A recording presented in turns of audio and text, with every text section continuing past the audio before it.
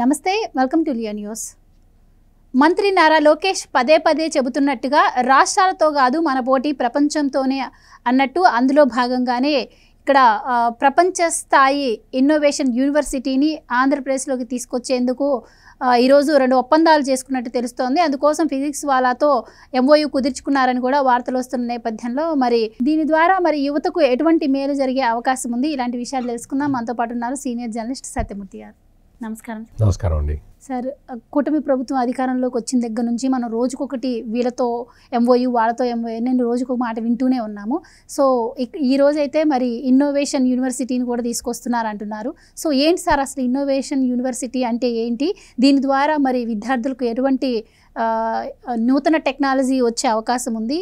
విద్యా అవకాశాలు ఎలా ఉంటాయి? మీరేం చెప్తాను? చాలా మంచి సబ్జెక్టు తీసుకున్నామమ్మా. ఇదేంటి అంటే ఇప్పుడు ఆర్టిఫిషియల్ ఇంటెలిజెన్స్ అనేది ఇప్పుడు అన్ని రంగాల్లో అది ఇప్పుడు ఇట్ ఈస్ ఎ మస్ట్ అనమాట. ఈ ఆర్టిఫిషియల్ ఇంటెలిజెన్స్ అంటే కృత్రిమ మేధ, దీన్ని ఉపయోగించుకుంటే మనకి చాలా ఉపయోగాలు ఉంటాయి. దానివల్ల చాలా ఉపయోగాలు వస్తాయి. ఈ టెక్నాలజీని డెవలప్ చేసుకోవాలి. ఈ టెక్నాలజీని డెవలప్ చేసుకోవాలంటే సింపుల్గా చెప్పేది ఏంటంటే ఆర్టిఫిషియల్ ఇంటెలిజెన్స్ ఉపయోగించుకొని ఇప్పుడు తిరుమల తిరుపతి దేవస్థానంలో 1 గంటలో భక్తులకి దర్శనం అయ్యేలాగా చేస్తున్నారు. అది ఇవాళే ఈ రోజునే తిరుమల తిరుపతి దేవస్థానాల board chairman BR Naidu announce చేశాడు. ఆర్టిఫిషియల్ ఇంటెలిజెన్స్ను ఉపయోగించుకొని ఆ కౌంటర్ దగ్గరికి వెళ్తే ఆ ఫేస్ రికగ్నేషను అది ఇది ఉంటుంది, వెళ్తుంది, టైం చెప్తారు, అక్కడికి వెళ్ళిపోతే మళ్ళీ అక్కడ టైం స్లాట్ ఆ టైంలో అలౌ చేస్తారు, వెళ్ళిపోతారు, దర్శనం చేసుకొని వచ్చేస్తారు. అంటే నో వెయిటింగ్ పీరియడ్. అట్లా చంద్రబాబు నాయుడు మొన్న 2-3 సందర్భాల్లో ఆయన చెప్పింది ఏంటి అంటే ఈ డ్రోన్ టెక్నాలజీని వాడుకొని దీంతో ఆ డ్రోన్ టెక్నాలజీతోటి మొత్తం ఏదన్నా పంట పొలాలకి సంబంధించి ఎక్కడన్నా చీడపీడలు ఉన్నాయా, ఎటువంటి మందు వాడాలి అనేది అనలైజ్ చేసుకొని డ్రోన్స్ ద్వారానే ఆ మందులు దాని మీద పిచికారీ చేయటం, ఇటువంటి ఇన్నోవేషన్ ఒకటి. ఇది అగ్రికల్చర్కి సంబంధించి. మెడికల్ ఎడ్యుకేషన్, మెడికల్కి సంబంధించి ఏంటి అంటే పేషెంటు డాక్టర్ దగ్గరికి ఫిజికల్గా వెళ్ళాల్సిన అవసరం లేకుండా లేటెస్ట్ టెక్నాలజీని ఉపయోగించుకొని డాక్టర్ ఆయన ఇంట్లో ఆయన కూర్చుంటాడు, రోగి ఆయన ఇంట్లో ఆయన కూర్చుంటాడు, ట్రీట్మెంట్ చేస్తారు. ఇటువంటి ఇన్నోవేషన్స్ జరగాలి అని చంద్రబాబు నాయుడు ఆలోచన. ఈ చంద్రబాబు నాయుడు ఆలోచనని ఎట్లా చేయాలి?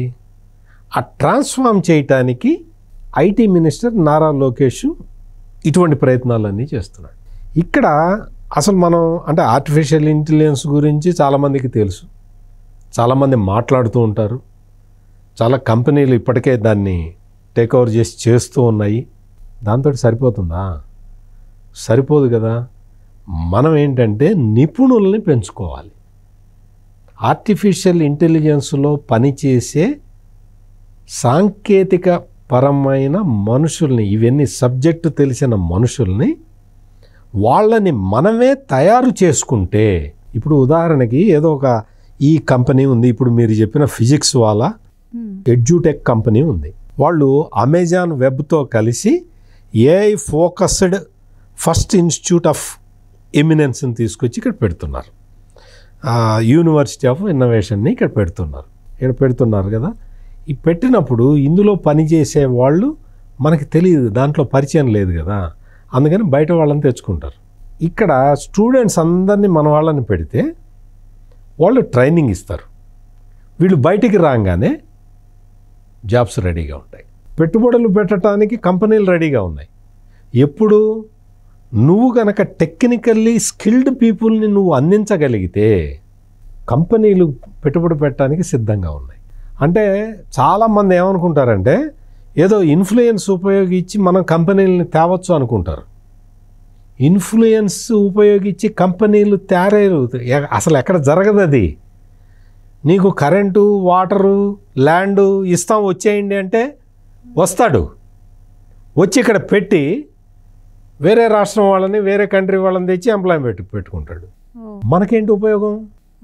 అంటే నేను రాష్ట్ర ప్రభుత్వ వనరులు నీకు ఇస్తా, నువ్వేం చేయాలి, నా పిల్లలకి నువ్వు ఉద్యోగం ఇవ్వాలి అని బేరం పెడుతున్నారు. ఇప్పుడు ఆంధ్రప్రదేశ్లో జరుగుతున్న ఒక విచిత్రమైన ప్రక్రియ ఇది.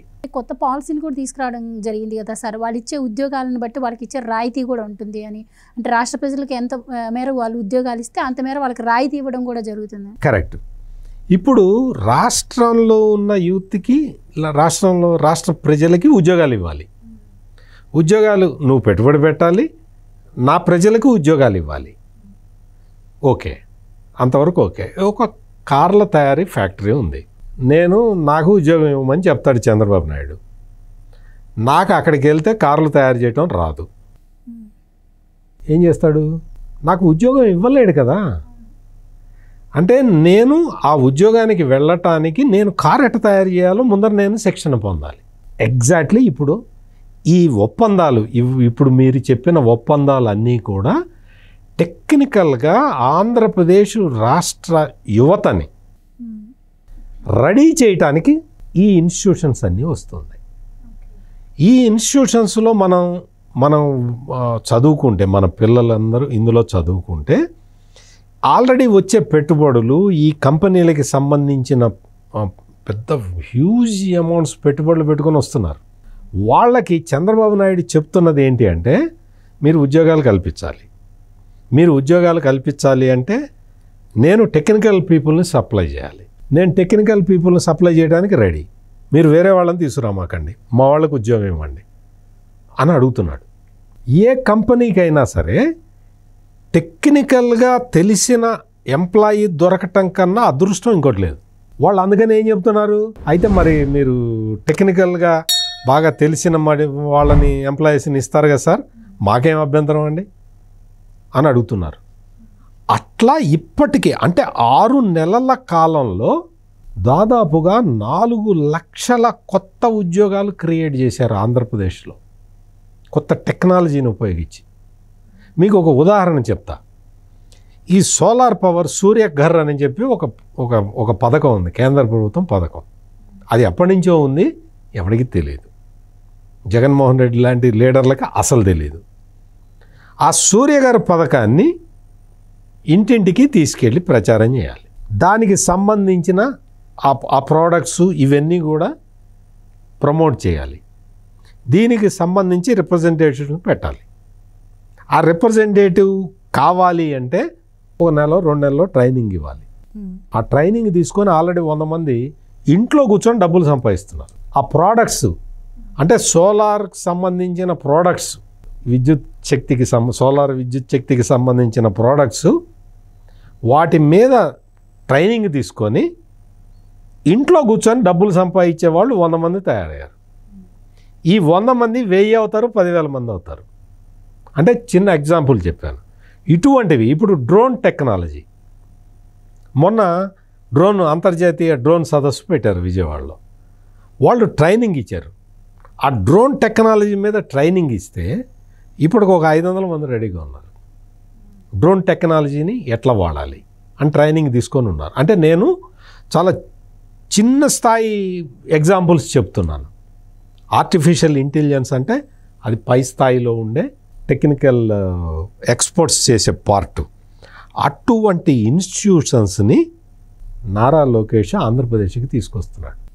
అంటే దీనికి ఎంత ఆలోచించాలి, ఆ సంస్థలను ఎంత కన్విన్స్ చేయాలి మీరు ఆలోచించుకోండి. ఇక్కడికి వచ్చి కొన్ని పరిశ్రమలకేమో మా దగ్గర టెక్నికల్ స్టాఫ్ ఉన్నారు, మీరు రండి అని అటు పిలుస్తున్నారు. వాళ్ళు వచ్చే లోపల కొన్ని ఇన్స్టిట్యూషన్స్ని, ఎడ్యుకేషన్ ఇన్స్టిట్యూషన్స్ని తీసుకొచ్చి మా పిల్లలకి తొందరగా ట్రైనింగ్ ఇవ్వాలి అని ఇటు వీళ్ళని తీసుకొస్తున్నారు. అందుకనే ఆంధ్రప్రదేశ్లో ఈ రోజున ఈ వస్తున్న అవకాశాలని అందిపుచ్చుకున్నవాడు టాప్ పొజిషన్కి వెళ్ళిపోతాడు. అందుకని ఆంధ్రప్రదేశ్లో ఉన్న యూత్ అంతా కూడా తమని తాము అప్డేట్ చేసుకోవడానికి వాళ్ళు ఈ అవకాశాలన్నీ ఉపయోగించుకోవాలి. మనం చూస్తుంటాం హైదరాబాదులో ఆ మైత్రివనం దగ్గర చిన్న చిన్న ఇన్స్టిట్యూషన్స్ ఉంటాయి. కొత్త కంప్యూటర్ లాంగ్వేజ్లు నేర్పుతూ ఉంటారు. కంప్యూటర్ లాంగ్వేజీలు నేర్పే సంస్థల చుట్టూ చాలామంది యూత్ తిరుగుతూ ఉంటారు. ఎందుకు? ఆ టెక్నాలజీ, ఆ లాంగ్వేజ్, కంప్యూటర్ కోడు అది నేర్చుకుంటే సాఫ్ట్వేర్ జాబ్కి వెళ్ళొచ్చు అని. ఇప్పుడు ఆ అవసరం లేదు. ఇప్పుడు నీకు యూనివర్సిటీ ఆఫ్ ఇన్నోవేషన్ ఆంధ్రప్రదేశ్లో ఏర్పాటు కాబోతున్నది. అందులోకి వెళ్ళి కూర్చుంటే, నువ్వు అందులో చదువుకుంటే నీకు ఆకాశమే హద్దు. ఇటువంటివి తీసుకొస్తున్నారు. ఇంకొకటి, ఆంధ్రప్రదేశ్లో ఈ హయ్యర్ ఎడ్యుకేషన్, టెక్నికల్ ఎడ్యుకేషన్ వీటిని అప్డేట్ చేయటానికి టోనీ బ్లేయర్ ఇన్స్టిట్యూట్తో మరొక ఒప్పందం చేసుకున్నారు. అసలు అంటే టోనీ బ్లేయర్ ఇన్స్టిట్యూట్ వాళ్ళు, ఈ ఫిజిక్స్ వీళ్ళందరూ కూడా సపరేట్ 2 అగ్రిమెంట్లు ఇవాళ ఆయన లోకేష్ సమక్షంలో. ఇవన్నీ ఏంటంటే మామూలుగా జగన్మోహన్ రెడ్డికి వాళ్ళకి చెబితే అర్థం కావు. ఆంధ్రప్రదేశ్ ప్రజలు అర్థం చేసుకోగలుగుతారు అక్కడ జరుగుతున్నది ఏంటని. నేను ఆ మాట సడన్గా నేను ఇవన్నీ చెప్తూ సడన్గా జగన్మోహన్ రెడ్డిని ఎందుకు తెచ్చానన్న డౌట్ రావచ్చు మీకు. ఎందుకు తెచ్చానంటే 2014 నుంచి 2019 వరకు స్కిల్ యూనివర్సిటీ అని పెట్టి, స్కిల్ డెవలప్మెంట్ కార్పొరేషన్ అని పెట్టి, అందులో మొత్తం కొత్త టెక్నాలజీస్లో కొత్త మిషన్లు పెట్టి యూత్కి ట్రైనింగ్ ఇస్తే అందులో చాలామంది దాదాపు 90% వాళ్ళు అబ్జర్వ్ అయిపోయి వాళ్ళు నెలకి మినిమం ₹1,00,000 సంపాదిస్తుంటే అందులో పెద్ద కుంభకోణం జరిగిపోయిందని చెప్పి చంద్రబాబు నాయుడిని అరెస్ట్ చేశాడు ఈ జగన్మోహన్ రెడ్డి. అందుకని చెప్తున్నా, అందుకని ఆ సందర్భాన్ని నేను రిఫర్ చేస్తూ చెప్తున్నా. ఈ ఇన్నోవేషన్లు, టెక్నాలజీ ఇదంతా మొత్తం అప్డేట్ చేయటం, ఒక యూనివర్సిటీ, ఇన్నోవేషన్ యూనివర్సిటీ అంటే జగన్మోహన్ రెడ్డికి బౌన్సర్ పోతుంది. బౌన్సర్ పోవటం అంటే బాల్ కింద పడి తల పైకి నుంచి వెళ్ళిపోతుంది, బ్యాట్ కొట్టడానికి కూడా దొరకదు. అందుకని స్కిల్ డెవలప్మెంట్ కార్పొరేషన్ గురించి అర్థం కాక చంద్రబాబు నాయుడిని అరెస్ట్ చేసిన వ్యక్తి కాబట్టి సడన్గా జగన్మోహన్ రెడ్డి గుర్తొచ్చి అతని పేరు రిఫర్ చేశాను. ఇవి అతనికి అర్థమయ్యే విషయాలు ఏమి కాదు, అందులో డౌటే లేదు. ఈ ఏఐ టెక్నాలజీలో ఆంధ్రప్రదేశ్ యూత్ని ట్రైన్ చేయాలన్న ఉద్దేశంతో తీసుకొస్తున్న ఈ ఇన్నోవేషన్ యూనివర్సిటీ ఇదంతా కూడా చాలా అసలు ఫిజిక్స్ ఫౌండర్ CEO చెప్తున్నాడు, అలక్ పాండే చెప్తున్నాడు, మీరు ఈ ఇన్నోవేషన్ యూనివర్సిటీ మీరు స్టార్ట్ చేస్తున్నారు కదా, ₹1,000 కోట్ల పెట్టుబడులు వస్తాయండి. మీరు అంత టెక్నాలజీ, మీరు అంత టెక్నికల్లీ సౌండ్ రిసోర్సులను మాకు ఇస్తే అసలు కొన్ని ₹1,000 కోట్ల పెట్టుబడి పెట్టడానికి కంపెనీలు రెడీగా ఉన్నాయని చెప్తున్నాడు. అంటే ఇక్కడ జరుగుతున్నది, ఆంధ్రప్రదేశ్లో జరుగుతున్న ఈ పరిణామాలని దేశం మొత్తం గమనిస్తుంది. ఇట్ ఈజ్ అసలు ఒక కొత్త వేవ్ స్టార్ట్ కాబోతున్నది. ఇప్పటి వరకు ఆంధ్రప్రదేశ్ రూరల్ ఎకానమీ మీద ఆధారపడి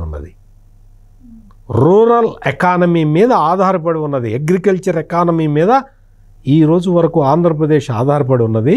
ఇవన్నీ జరిగి Tony Blair institute for global change వాళ్ళతోటి అగ్రిమెంట్ చేసుకొని ఇన్నోవేషన్ యూనివర్సిటీ వచ్చి యూత్ అంతా కూడా టెక్నాలజీ వైపు వెళ్ళిపోతే సాఫ్ట్వేర్ ఎక్స్పోర్ట్స్లో, సాఫ్ట్వేర్ ఇండస్ట్రీలో ఆంధ్రప్రదేశ్ అద్భుతమైన ప్రగతి సాధిస్తుంది వితిన్ ఏ షార్ట్ పీరియడ్. ఇది ఆంధ్రప్రదేశ్లో జరుగుతున్న అద్భుతం. ఈ అద్భుతాన్ని తెలుసుకోవాలి, ఆ అవకాశాన్ని అందిపుచ్చుకోవాలి. అట్లా అందిపుచ్చుకున్నవాడు పైకి వస్తాడు, దాన్ని విమర్శించిన వాడు జగన్మోహన్ రెడ్డి లాగా అవుతాడు. థ్యాంక్ యూ సో మచ్ అండి. నమస్కారం అండి. Please subscribe to Leo news for more videos.